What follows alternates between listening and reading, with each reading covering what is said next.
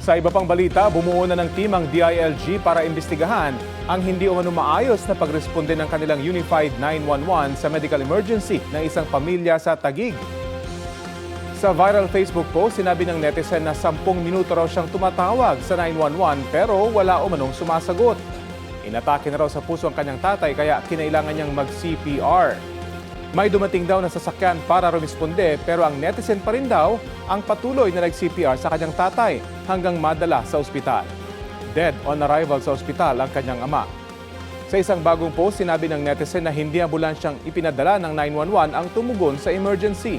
Anya, Patient Transport Vehicle o PTV yun ng kanilang barangay na tinawag ng kanyang kapatid.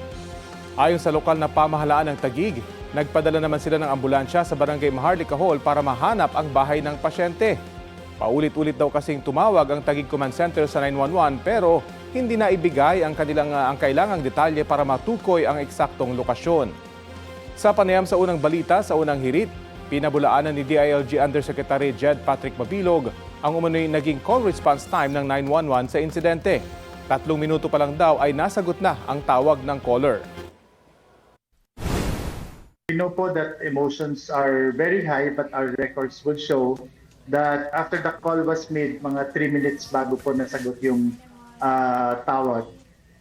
We know that hindi po yun substantial dahil po it's an emergency nga ho.